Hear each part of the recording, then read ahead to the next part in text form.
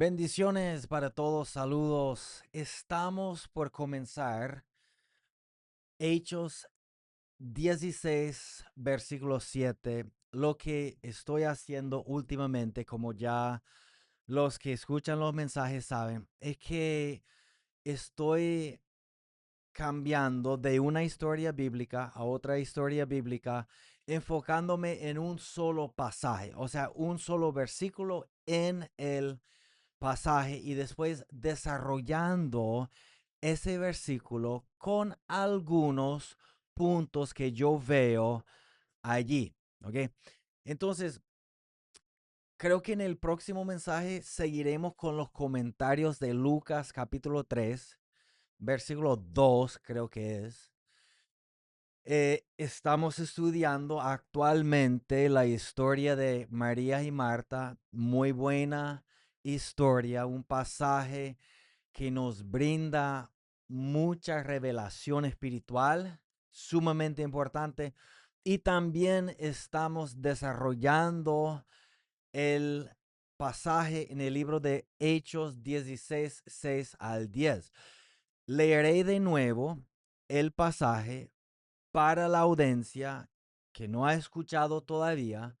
Y después, en vez de desarrollar el versículo 6 como hicimos en el último mensaje, seguiremos para el versículo 7 para obtener 3 puntos, creo que les pasaré los 3 puntos antes de desarrollar los 3 puntos, pero creo que como dice Jesús, el que tiene oídos para oír, que oiga, porque aquí hay mucha revelación. Si implementamos esta revelación a nuestra vida será cambiada. Dice en Hechos 16, 6 al 10, y atravesando Frigia y a la provincia de Galacia, les fue prohibido por el Espíritu Santo hablar la palabra en Asia. Es decir, que Pablo, juntamente con Lucas, quien escribió el libro de Hechos, juntamente con otros, estaban buscando el sitio exacto donde Dios quería que ellos anunciaran el Evangelio. Y el primer punto que vimos es que Dios también guía por puertas cerradas. ¿Ok?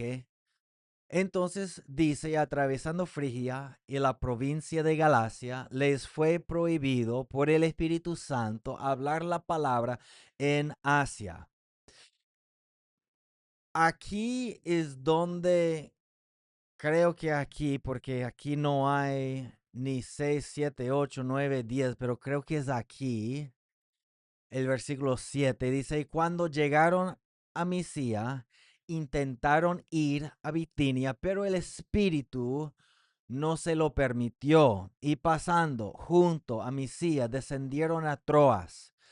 Y se le mostró a Pablo una visión de noche. Un varón macedonio estaba en pie y le rogaba, diciendo, pasa a Macedonia y ayúdanos. Y después que vio la visión, enseguida procuramos ir a Macedonia, entendiendo que el Señor nos había llamado para predicarles el Evangelio. Entonces, voy aquí momentáneamente en el libro en la Biblia.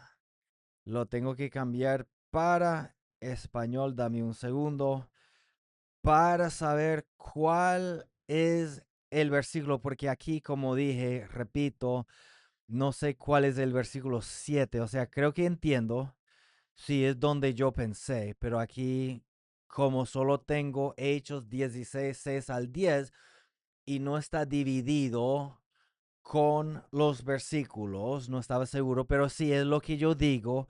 En el versículo 7 dice, y cuando llegaron a Misia, intentaron ir a Bitinia, pero el Espíritu no se lo permitió. Y llegaron a Misia, intentaron ir a Bitinia, pero el Espíritu no se lo permitió. Ese es el pasaje que estudiaremos hoy. En el versículo 7, si tú escuchaste el versículo 7, te darás cuenta de que no todo lo bueno es Dios. Es uno de los puntos principales espirituales que tenemos para hoy. No todo lo bueno es Dios. ¿En qué sentido? Bueno, Asia era importante establecer una iglesia allá, pero Dios dijo que no. Bitinia también, pero Dios dijo que no. Entonces, no todo lo bueno es Dios. Hablaremos de eso. El punto 2 es, hay cosas buenas, pero no todas son mi asignación. Yo tengo que mantenerme en mi carril. Alguien dijo que el fracaso más grande que hay es tener éxito fuera de tu llamado. Me pareció interesante. Fue el suegro mío. Dijo que alguien que él escuchó o que conoce dijo algo parecido de que el peor fracaso que hay es tener éxito fuera de tu llamado. Algo así. ¿Qué significa también lo que yo tengo aquí en punto 2? Hay cosas buenas, pero no todas son mi asignación. No todas son mi tarea. No puedo ser todero. Tengo que reconocer el llamado de Dios para mi vida y mantener el enfoque ahí. Y punto 3, algo puede ser bueno y no ser mi llamado. Interesante, ¿no? O sea, como es un solo versículo, los 3 puntos se tocan. O sea, son parecidos, pero diferentes. Entonces, 3 es, algo puede ser bueno y no ser mi llamado. 2 es, hay cosas buenas, pero no todas son mi asignación. Y 3 es, no todo lo bueno es Dios. Son 3 puntos parecidos, pero a la vez muy distintos. Entonces, Pablo pensó en Asia y luego en Bitinia, lugares con oportunidades buenas para proclamar la palabra de Dios. Pero lo que vemos en este pasaje es que Dios tenía como prioridad Macedonia. Ahora, no hemos estudiado ese versículo todavía, pero está en el pasaje. ¿Ok? Lo bueno no siempre es lo que Dios quiere para nosotros en este momento. Hay muchas cosas buenas que yo puedo hacer como creyente, pero yo me tengo que mantener en mi llamado, específicamente en mi carril que Dios me ha colocado. Yo no puedo copiar a otro, yo tengo que arrodillarme y averiguar por mí mismo cuál es el llamado de Dios para mi vida. Hay muchos copiones, ¿verdad?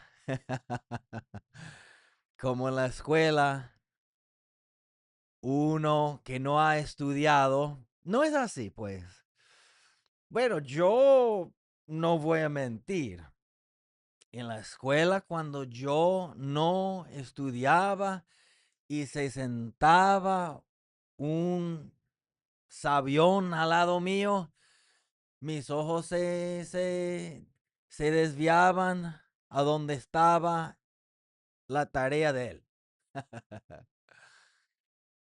porque no estudié.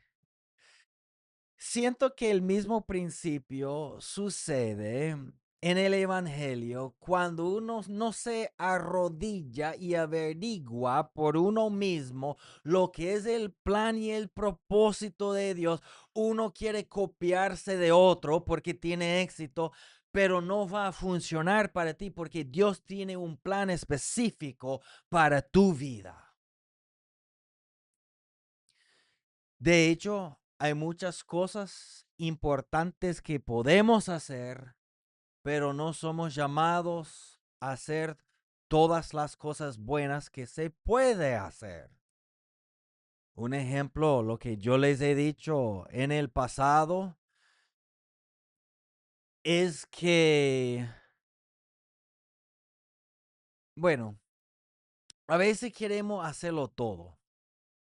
Sucede que cuando yo era niño, asistíamos una iglesia metodista, buena gente, pero la junta ordenaba todo. Y no tengo nada en contra de una junta, pero a veces lo que sucede es que el que da más queda como la junta. O sea, los que dan más se adueñan de la obra de Dios y por el hecho que uno da mucho no implica que sea espiritual. Y muchas veces ellos son los que dirigen la iglesia y el que debe dirigir la iglesia de Jesucristo es el Espíritu Santo, no el hombre, no los que no están calificados. Entonces fue algo triste. La junta mandaba ese pobre pastor para hacer toda la obra de la iglesia.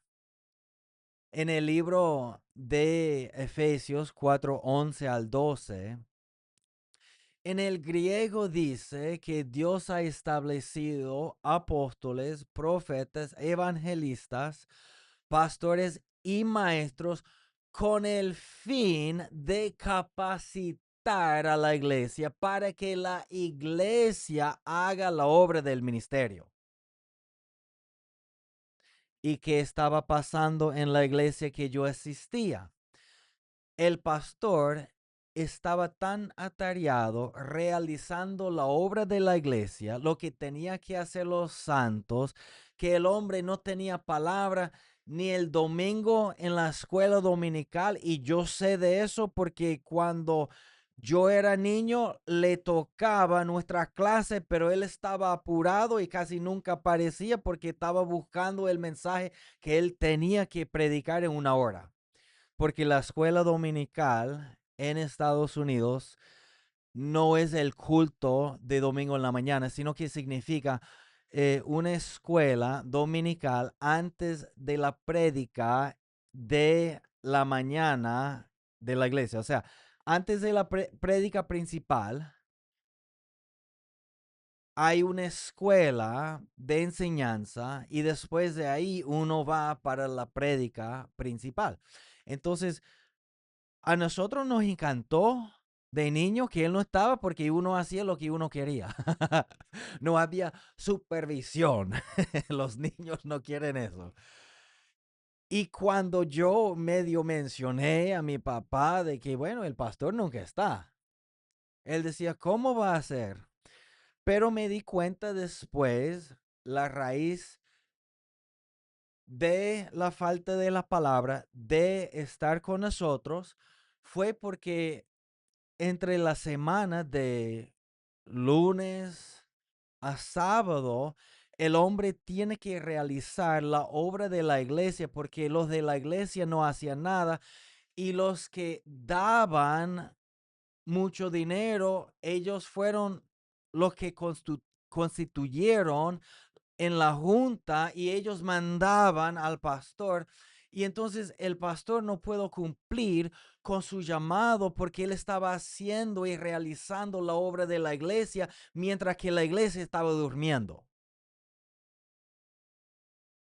Si me entienden lo que la palabra de Dios dice en Efesios 4, 11 al 12. O sea, está diciendo que Dios básicamente ha establecido los 5 ministerios con el fin de capacitar a la iglesia, con el fin que la iglesia visite, que ore por los enfermos, que vaya al hospital, que den consejo y consuelo a la gente, que pueda tratar con los matrimonios, no solamente, únicamente el pastor, porque eso no es la obra del pastor. Si el pastor tiene una iglesia pequeña y le da tiempo, ok, está bien, pero cuando hay una iglesia grande, o sea, todos formamos el cuerpo de Cristo. Eso implica que todos debemos trabajar juntos.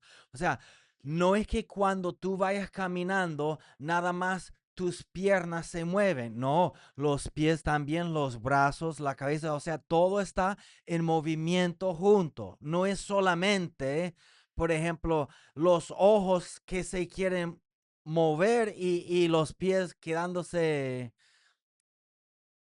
paralizados o las piernas. Pero desafortunadamente, hoy en día, en el cuerpo de Cristo, hay muy pocos que están realizando porque todos quieren dar la obra del ministerio al pastor. Pero la obra del pastor no es realizar la obra del ministerio. Según Efesios 4, 11 al 12, su llamado es capacitarse a sí mismo con el fin que él pueda capacitar a la iglesia, con el fin que la iglesia, que es mucha, pueda realizar la obra del ministerio. Y eso es sumamente importante. Pero lo que sucede también es que tantos están acostados en la hamaca que hay muy pocos voluntarios. Yo me imagino que en aquel tiempo en el libro de Hechos 6, cuando ellos tenían que, pues, poner algunos diáconos para atender a las viudas que estaban siendo desatendidas, me imagino que habían muchísimos calificados, pero en aquel tiempo las calificaciones fueron que tenía que tener buen testimonio, llenos del Espíritu Santo y de sabiduría. Hoy en día escogemos cualquier que se levanta la mano como voluntario porque no hay mucho con qué escoger. Es como fulano por allá, es nuevo, pero si más nadie quiere hacer nada, ¿cómo hacemos? Eso es algo sumamente importante, ¿sabes? Hay que ver más voluntarios en el cuerpo de Cristo. Todos tenemos un trabajo. Tú puedes suponer que tu trabajo, como no eres ministro, eres laico. Laico implica que tienes un trabajo por ahí normal, pero asistes a la iglesia. Asistes a la iglesia, pero estás en el cuerpo de Cristo. Dios no te ha llamado para estar en uno de los 5 ministerios, pero igual tú tienes un ministerio y lo que tú puedes hacer, más nadie lo puede hacer. Es tu lugar en el cuerpo de Cristo. Y cuando no entendemos esto, no avanzamos como iglesia. Y es como la hormiga. O sea, no es que, o sea, fíjense, me vino de repente, no sé si va a pegar, ¿no? Yo creo que sí, pero me vino de repente. Yo creo que Dios me lo reveló. La reina de las hormigas, ella produce más hormigas. Ella no está saliendo para realizar la obra de las demás hormigas. Las demás hormigas son hormigas obreras, no sé si se llamaría así, pero todos o todas están realizando su trabajo. El pastor es como decir la reina que tiene un trabajo específico de capacitarse a sí mismo con el fin de capacitar a los santos, a la iglesia, con el fin que las hormigas obreras hagan la obra de la iglesia. Y si la reina está buscando comida, está haciendo el nido, está, no sé si lo llaman nido, la casa de hormiga, no sé. Pero si ella siente que los demás están solamente ahí acostado en la hamaca de las hormigas y que ella tiene que hacerlo todo, ella no va a poder hacer lo que ella tiene que hacer. ¿Me entienden lo que quiero decir con eso? O sea, con las demás hormigas, cada uno haciendo lo que tiene que hacer, entonces ella entonces puede hacer lo que ella tiene que hacer, y lo que ella tiene que hacer es distinto de lo que la demás hormiga tiene que hacer, pero cada quien tiene su rol. Y si las demás hormigas no hacen lo suyo, ella no puede hacer lo suya. ¿Entienden? O sea, y así es en la iglesia. Entonces, este hombre, en vez de capacitarse con el fin de capacitar a la iglesia, con el fin que la iglesia hiciera la obra del ministerio, él tenía que realizar la obra de la iglesia, mientras que la iglesia estaba acostada en la hamaca, haciendo absolutamente nada para Dios, y después la junta enojada porque el pastor, ¿dónde está la palabra de Dios? Bueno, ¿cómo va a tener palabras si tiene que trabajar más que una hormiga? Y de lo que no entendemos hasta hoy en día es que el ministerio no le toca solamente el pastor o el ministro, sino todo el cuerpo de Cristo. Entonces todos los que han aceptado a Jesús en sus corazones califican para hacer algo. Y no debería haber ninguno no haciendo algo. Muy importante. Punto 2. Hay cosas buenas, pero no todas son mi asignación. Hechos 6, 1 al 4. En aquellos días como creciera el número de los discípulos, hubo murmuración de los griegos contra los hebreos contra los hebreos, de que las viudas de aquellos eran desatendidas en la distribución diaria. Entonces los 12 convocaron a la multitud de los discípulos y dijeron: no es justo que nosotros dejemos la palabra de Dios para servir a las mesas.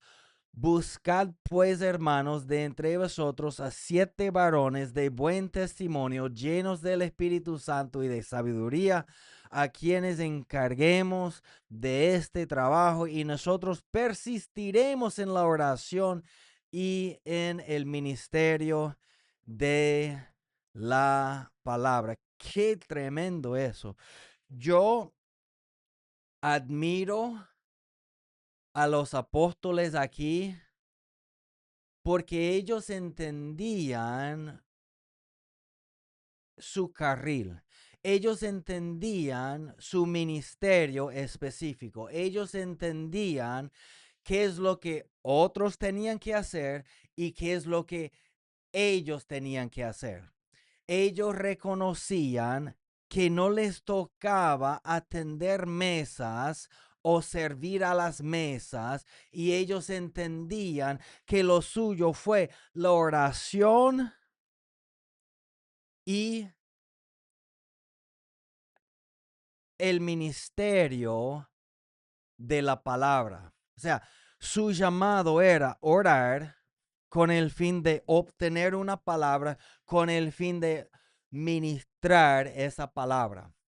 Pero ellos decían alguien tiene que ocuparse en eso y en vez de ellos hacerlo todo, ser toderos, ellos reconocían su carril y dijeron, vamos a escoger a otros, pero esos otros tienen que tener calificaciones, tienen que ser calificados para la obra de Dios. Hoy en día, como dije, aceptamos cualquier voluntario que se levanta la mano porque no hay muchos voluntarios. Pero bíblicamente hablando, todos debemos tener un celo para servirle a Dios, pero tenemos que calificar. Me dice, bueno, Jesús me calificó. No, Jesús te hizo justo delante de Dios. Jesús te ve con los ojos buenos. Tú eres hijo de Dios. No hay ninguna condenación. Pero tú y yo tenemos que calificar. Los 7 varones aquí tenían que tener las calificaciones de buen testimonio, cual implica que si no tenía buen testimonio, no calificaba. Tenían que estar llenos del Espíritu Santo, cual implica que si no estaban llenos del Espíritu Santo, no calificaban. Tenían que tener la sabiduría, cual significa si no eran prudentes, sin sabiduría, sin entendimiento de las escrituras, no calificaban. Yo tengo que tomar los pasos de hoy o dar los pasos de hoy para llegar a mi futuro. No solamente puedo estar flojo espiritualmente acostado en la hamaca esperando que Dios abra la puerta. La puerta se va a abrir, pero si yo no estoy preparado, otro pasará por la puerta y recibirá mi bendición, mi recompensa. Me dice, no lo creo. Bueno, no lo tiene que creer. Pero si el hombre no califica, no puede ser llamado al ministerio. La palabra de Dios dice, no un neófito. ¿Qué es un neófito? Uno nuevo. ¿Por qué no un nuevo? Porque no ha calificado todavía para la obra de Dios. Hay algo que tú y yo debemos hacer y el apóstol Pablo dice que él mismo pudo haber sido eliminado si no caminaba de la forma correcta. ¿Cuánto más nosotros? No estoy diciendo que no puedes tener un pasado. Bueno, el pasado es el pasado, pero ¿qué has hecho últimamente? Y no tiene que ver con buenas obras. La gente dice, bueno, tú eres legalista hablando que uno tiene que hacer buenas obras. No, aquí en el libro de Hechos 6, para poder calificar para solamente voluntariar o servir, ellos tenían que tener buen testimonio. Tenían que estar llenos del Espíritu Santo y tenían que estar llenos de la sabiduría, prudencia y conocimiento de Dios. Y si no, no calificaba. Tú y yo debemos calificar. ¿Cómo puedo yo calificar? Pasar tiempo en oración, pasar tiempo en la palabra de Dios, obedecer la palabra de Dios, ser hacedor de la palabra de Dios, predica la palabra. Muy importante. Ahora, en cuanto de los apóstoles, era bastante interesante porque reconocían que eso es muy importante, pero muy no para nosotros. Ahora pensándolo bien, déjame hacerte una pregunta. Ser sincero o ser sincero conmigo. ¿Preferirías tú orar y ministrar o atender mesas? O sea, tú sabes que cuando están hablando de orar y ministrar, están hablando de básicamente tomar el día completo con el fin de orar, con el fin que en la noche van a predicar. ¿Qué te parece más divertido? ¿Orar todo el día y ministrar en la noche o atender mesas y ministrar en la noche? Bueno, humanamente hablando, si me dieran la oportunidad o la opción, yo digo, bueno, para que la vida no fuera tan monótona, yo voy a atender mesas, porque por lo menos con mesas estás tratando con gente, estás haciendo algo físico, estás como que distrayéndote, mientras que con oración para el hombre carnal es poco aburrido. Todo el día, todos los días, sí. Y es interesante porque en Santiago 1:27 dice que la religión pura, verdadera, delante de Dios es visitar a los huérfanos y a las viudas en sus tribulaciones, es decir, atender a las viudas cuando no tienen comida. Y supongo, no sé, tendría que preguntarle a Pedro y a los demás apóstoles, a lo que llegue al cielo, pero yo supongo que todos ellos preferiría, humanamente, carnalmente hablando, atender mesas por varias horas que pasar todo el día orando. Pero lo que pasa es que ellos reconocían que para poder ministrar la palabra correcta, ellos tenían que orar todo el día. Y aunque quizás la carne quisiera atender las mesas o servir a las mesas, ellos reconocían que alguien tiene que hacerlo, pero lo nuestro por ahora es orar y ministrar la palabra de Dios. Hay cosas buenas, pero no todas son mi asignación. Moisés tuvo que delegar 70 ancianos para realizar o para ayudar a asistir la obra que él hacía. Jesús tuvo que buscar a 12 y después a 70 para ministrar la palabra. Después, cuando él fue al cielo, 120 y se multiplicó por mucho. Si nosotros hablamos de Nehemías, Nehemías no hacía todo el trabajo de construir el muro alrededor de Jerusalén. No, no, señor.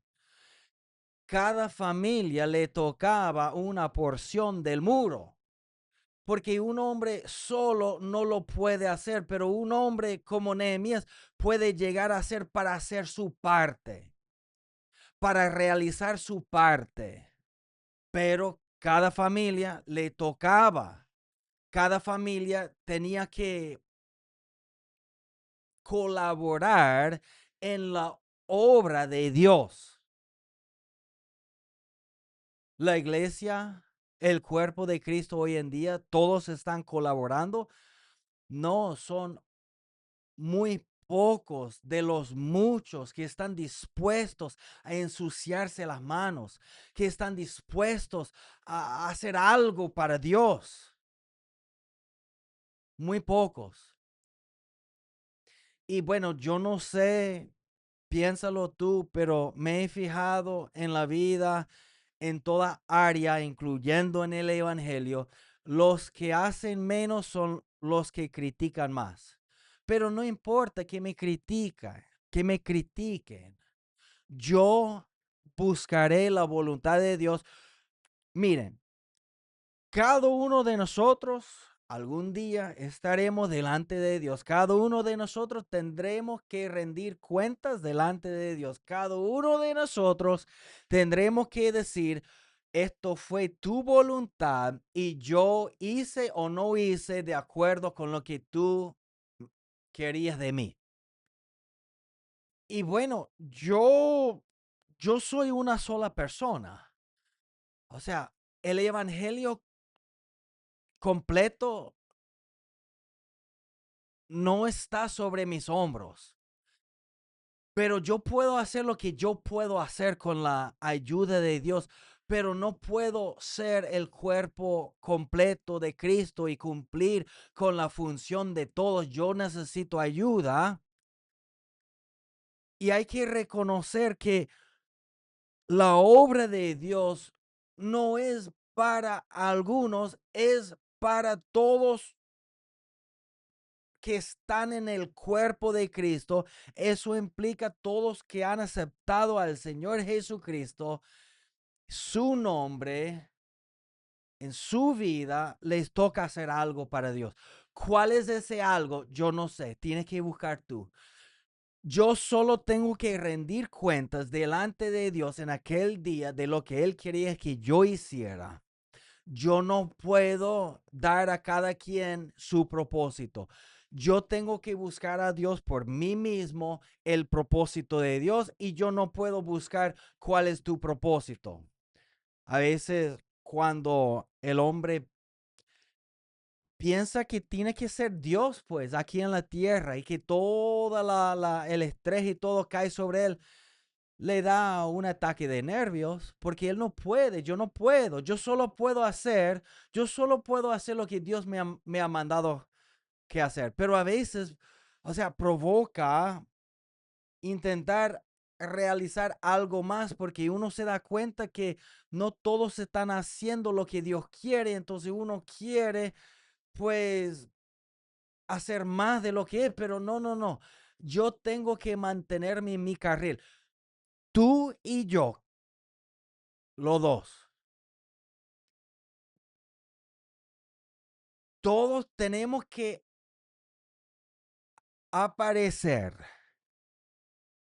individualmente delante de Dios para que Él nos dé la recompensa que merecemos.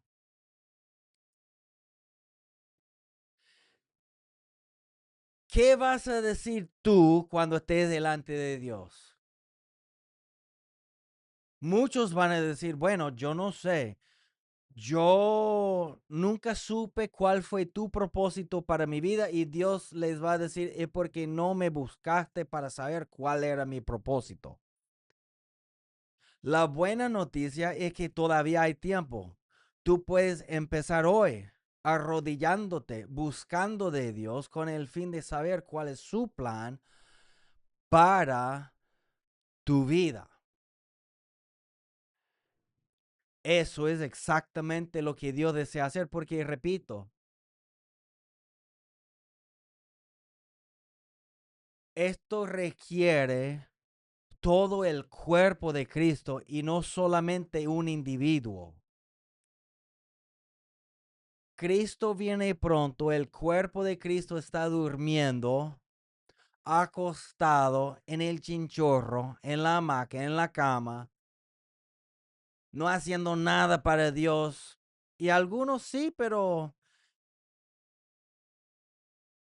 es que en una iglesia, si todos realizaran su tarea, la iglesia avanzaría de una forma sobrenatural en el poder de Dios.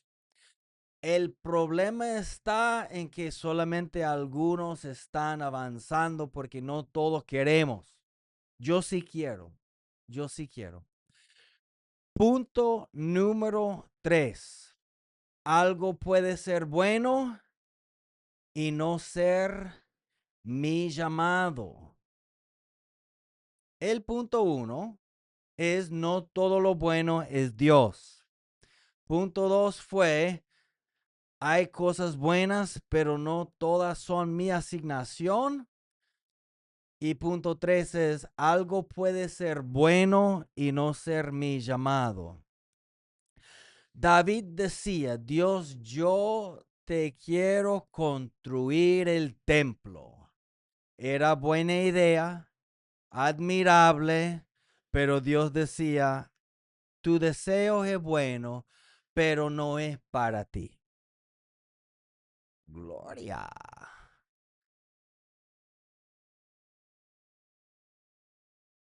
Tu deseo es bueno, pero eso no te toca.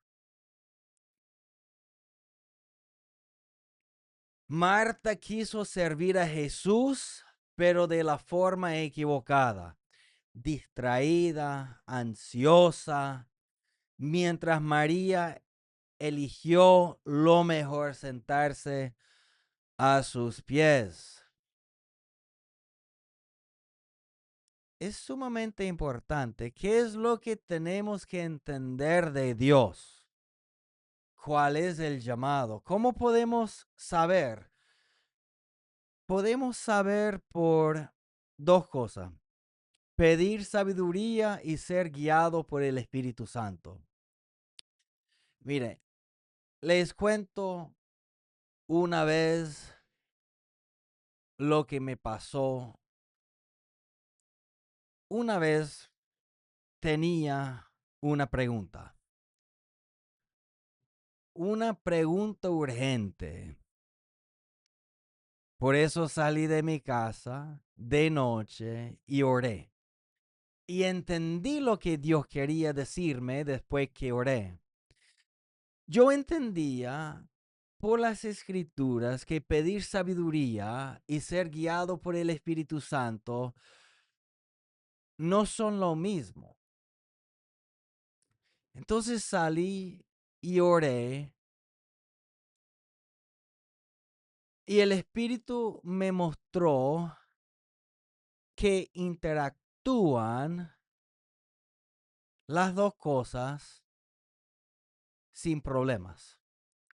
O sea, yo decía, Dios,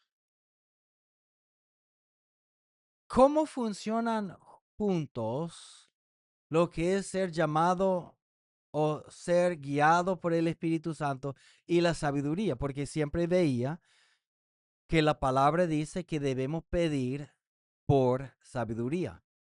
Pero también veo que la palabra dice que debemos ser guiados por el Espíritu Santo. El Espíritu Santo me contestó, me decía, el punto de partida es la sabiduría, que generalmente es suficiente, pero la dirección específica por el Espíritu Santo la supera cuando viene.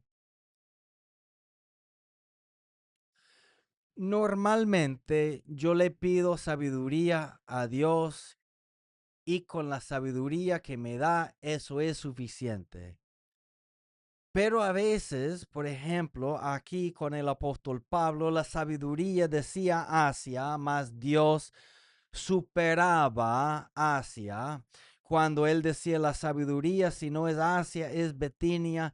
Y Dios le decía que no, una vez más, la dirección de Dios hasta una puerta cerrada superó lo que Pablo pensaba.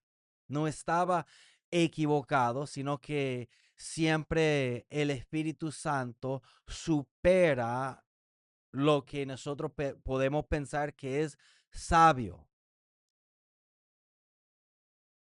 Pero después venía la dirección del Espíritu Santo en su vida, la cual le mostró que fue Macedonia. El punto de partida es la sabiduría y tú sigues con la sabiduría hasta que Dios lo supere con dirección. Si Dios no supera la sabiduría con su dirección, sigue hacia adelante con lo que tú sabes, con lo que Dios te ha dicho. Pero en el momento que la dirección de Dios llega a tu vida, allí es cuando esa dirección supera solamente la sabiduría. La sabiduría era Asia. Hay mucha gente. Pablo era de Turquía, eso está en Asia Menor, para donde él iba. Le pareció bien, eso parecía sabiduría.